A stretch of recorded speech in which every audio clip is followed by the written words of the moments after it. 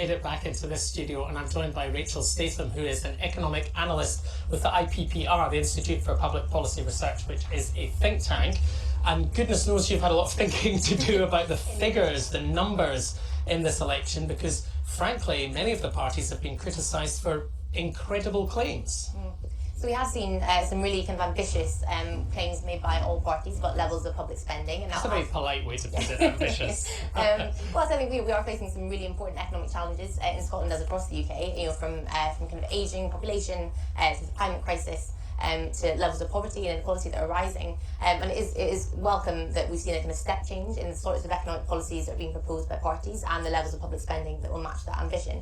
But we've got some really important questions that have been raised about how the money gets out the door, particularly when we're talking about infrastructure spending, and how it gets out the door, not just at Westminster, but at Holyrood, particularly under our current fiscal framework. Yeah, because there is a question about what this election means for the budgets at Holyrood. It's not that health and education are directly in play, although maybe you wouldn't know that from the campaign, but how they're funded overall does matter, doesn't it? Absolutely, and I think for voters trying to navigate this at home, and which kind of levels of level of government you can attribute different parts of the economy to, it's a bit of a tricky space. And we talked about Nicola Sturgeon has been talking about raising NHS spending levels at Westminster so that we can see increased public spending on the Scottish NHS.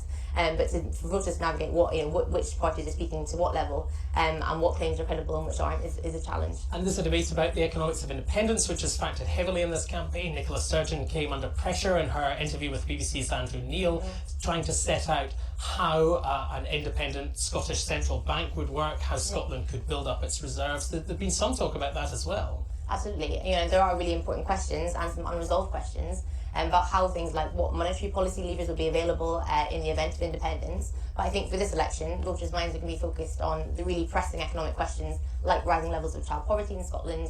We're seeing kind of 1 in 4 children in Scotland living in poverty, and that number is set to rise over the next Parliament from an already unacceptable level. So I think those questions are going to be what kind of dominate the minds of voters over the next couple of days. And perhaps the economics of Brexit, but we can talk about that for years and years to come. Thank you very much indeed, Rachel Statham, economic analyst with IPPR. Laura.